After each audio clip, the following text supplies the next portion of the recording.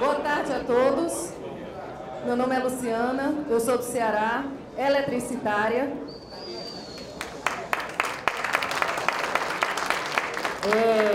O meu sindicato é um dos poucos que defende tanto trabalhadores próprios como terceirizados da área eletricitária.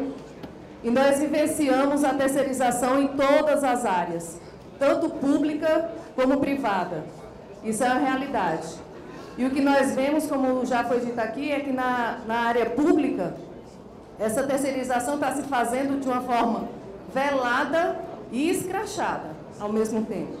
Porque estão passando por cima de concurso público, estão passando por cima das áreas fins da empresa e não querem saber. Chamam o terceirizado para suprir serviço, certo? Na área privada, não podemos nem falar.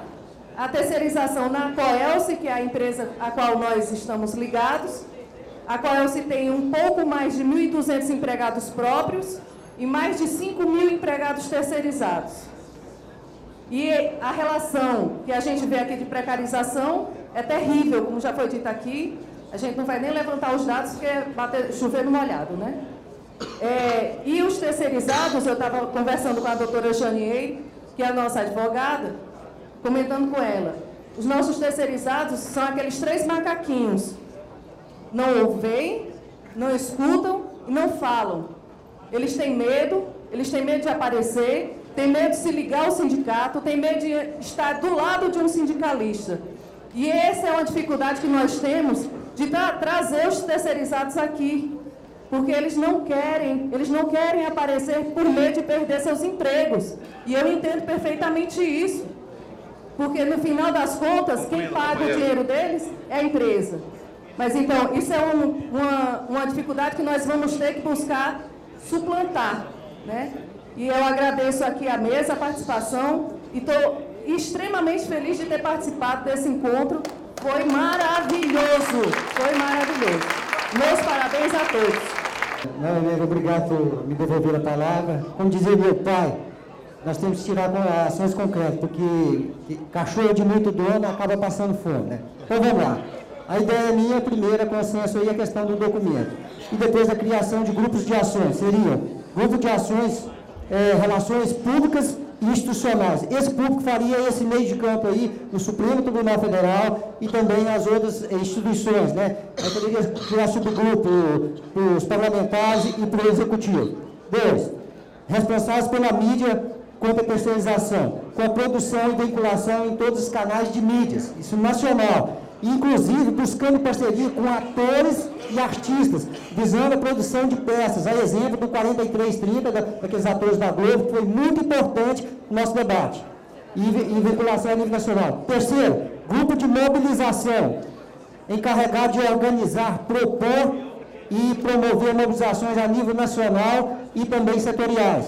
4º, grupo jurídico, ficará responsável por acompanhar e assessorar os advogados das partes nas repercussões gerais. Como eu falei, não é só uma, são 3. E além de ingresso com o amicus curiae. Só para citar, do Fux aí tem 4 inimicus curiae e 3 amicus curiae, né? Ou seja, 4 propostas condenadas. E por último, é lógico, sem dinheiro a gente não faz nada, e não vamos nos enganar aí achando que as pessoas da academia, os oradores aqui poderão viajar o país inteiro sem dinheiro. Os grupos deles, aonde que eles estão ligados, é lógico que não pode fazer esse bancário. Então nós temos que fazer aportes financeiros aí às entidades. Então esse grupo buscará apoios e parceria para financiamento de toda essa campanha contra a terceirização. Aí é lógico, nós temos viagens, a questão de equipamentos, telefones, celulares e também locais e funcionários para fazer essa atuação a nível nacional. Então essas são minhas propostas e obrigado. Eu acho que a gente tem um caminho. Eu queria, na verdade, fazer algumas indagações, por mais que a proposta toda colocada é muito importante, mas eu tenho que ter algumas falas de alguns ministros ilustres que falavam da limitação de terceirização em várias fases. E isso me trouxe uma preocupação. Então eu queria deixar isso como registro, Miguel, porque limitar a terceirização, na minha opinião, é conceder a terceirização. Certo? Essa é uma questão. Outra coisa, que uma correção que a gente tem que fazer no fórum, é importante registrar, no material nosso fala de quem vai ser terceirizado. Nós já temos hoje uma classe trabalhadora, como diz não me lembro o nome do juiz, falou da questão da invisibilidade dos trabalhadores. E nós temos que ter uma coerência no movimento sindical, que é essa disputa. O Sindicato dos Bancários de São Paulo, quando vai fazer o trabalho de base nos call centers, o trabalho bancário terceirizado, nós somos recepcionados com porrada do movimento sindical. Entendeu? Então nós temos um conflito, né, Índio? Já apanhamos lá, quebramos todo o nosso material, e ele respondendo juridicamente porque nós não temos a representação legal dos trabalhadores. Mas nós sabemos a nossa essência de fazer o movimento sindical. E isso a gente não vai abrir mão. Correto? Então é para deixar registrado que eu acho que os fóruns é importante, e mais do que nunca, como fizemos na marcha para o salário mínimo, como fizemos várias marchas para melhorar esse país, no governo Lula, qualquer governo que seja, sendo da CUT ou não, nós vamos ter que invadir o STF para mostrar para o STF que esse STF não nos representa. E o nosso Congresso, que hoje é de representatividade, nós temos que transformar ele em participação, participativa do movimento social, que hoje também não está sendo representado. É isso. Obrigado. Vou ficar aqui, porque senão não apareço, né? Pessoal, boa noite. Quero parabenizar esse seminário, que deixou claro que se esse projeto 4330 passar, os trabalhadores estão ferrados. Que deixou claro, se o Supremo Tribunal Federal, os 11 cavaleiros do Apocalipse, passar no Supremo Tribunal Federal, os trabalhadores estão ferrados. Não é possível. Tudo que foi colocado aqui só mostra que a única alternativa é barrar o PL 4330 e barrar a vontade do Supremo Tribunal Federal de imputar essa questão em cima, essa derrota aos trabalhadores. Portanto, os trabalhadores têm que se unir. Karl Marx já falava, trabalhadores do mundo univos. Portanto, nós temos o dever de ir para a rua. E eu achei muito legal que a proposta de greve geral não veio da Intersindical, veio da Central Única dos Trabalhadores, a maior central do país. Eu queria dizer que dessa vez eu estou do lado da CUT e nós vamos ajudar a construir a greve geral dos trabalhadores, porque se a gente não barrar esse projeto 4330, se não barrar o conchavo dos empresários, dos banqueiros e do Supremo Tribunal Federal, nós estamos ferrados e só tem uma forma de dar uma resposta concreta, ir para a rua, os trabalhadores unidos, e vamos derrubar o PL 4330 e o Supremo Tribunal com essa proposta de derrotar os trabalhadores. Viva a classe trabalhadora! Todos à rua e barrar a terceirização, que é a precarização do trabalho no Brasil. Muito obrigado. Eu senti aqui minha fala roubada, tá, Big? Porque quando você fala em unificar com a CUT, eu acho que é por esse caminho mesmo. Eu acho que as centrais sindicais têm que estar unidas agora. A gente tem comum, né? Embora a gente tenha diferenças na forma de avançar, a gente tem como princípio comum avançar. Então a companheira Graça apresentou aqui o que foi tirado na plenária da CUT, e eu ia falar justamente sobre isso, né? A gente apresentou propostas aqui e a gente tem que sair daqui unido para a gente estar fazendo, encaminhando ontem, né? A gente bancário está em campanha salarial já, a gente está fazendo várias coisas, a companheira Jo aqui colocou também a questão do plebiscito, que a gente também está jogando peso, porque este Congresso, que tem aí a PL 4330, né?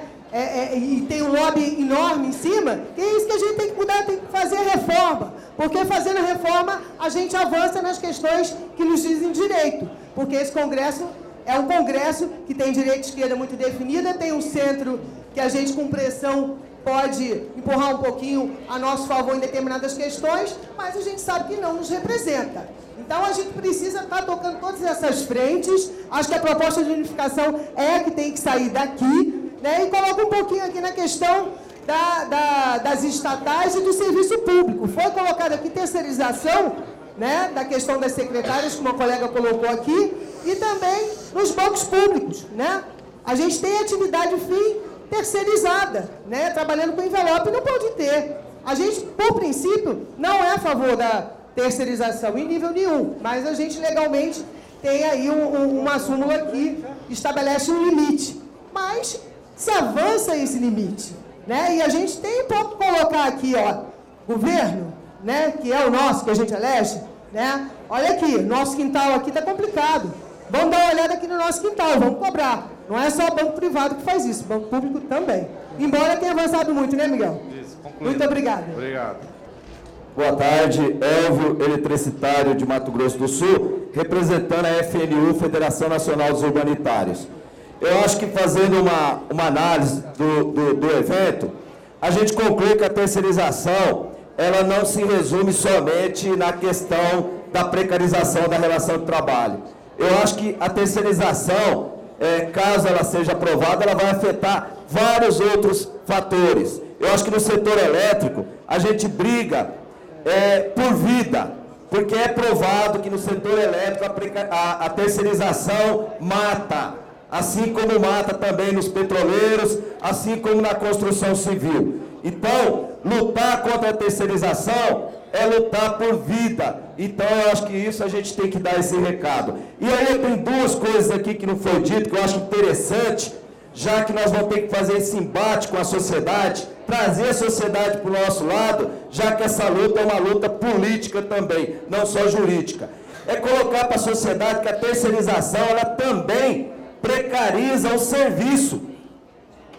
A terceirização precariza o serviço de saúde, ela precariza o serviço na educação e o maior exemplo é os bancários. Eu acho que quem aqui já foi num banco e foi atendido e foi numa lotérica pagar uma conta exposto na rua, onde vê que o atendimento é diferente, você está se expondo. Então, eu acho que isso é um recado bom para a gente levar para a sociedade, para ela estar do nosso lado. Que a precarização também, a terceirização também precariza os serviços, principalmente de atendimento público. E um outro dado que aqui não foi falado, porque não tem dado, mas a gente sabe disso.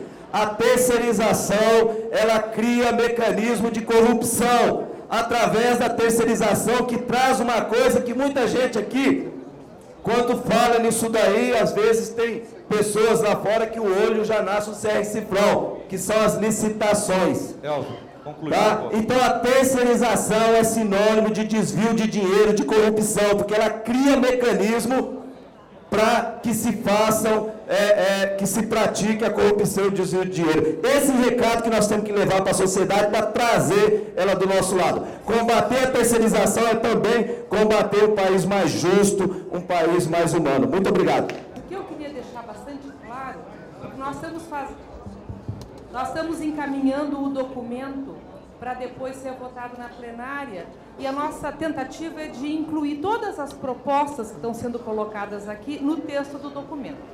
E como algumas ainda não foram colocadas, eu me permito trazê-las para vocês. Em primeiro lugar, né, eu ia fazer a pergunta para o companheiro Anselmo, que não está aqui mais, infelizmente, mas o companheiro Anselmo trouxe dados fundamentais da Petrobras. E não teve tempo no debate de focar algo substantivo, que o problema não é a Petrobras. O problema são os acionistas da Petrobras. Né? Então, eu acho que esse aspecto é um aspecto que precisa ser muito fortalecido e muito focado, visando até a complementar a fala do professor Beluso de ontem. É a financiarização, é o rentismo e são os interesses dos acionistas que estão colocados ali. E, em segundo lugar, clarificar um pouco para vocês que a audiência pública é importante, mas a audiência pública no Supremo Tribunal Federal não vai ser igual, do ponto de vista da metodologia, àquela audiência pública no Tribunal Superior do Trabalho, que foi importantíssima e nós fomos bastante exitosos na correlação de força. A audiência pública no STF é proposta pelos relatores das repercussões gerais.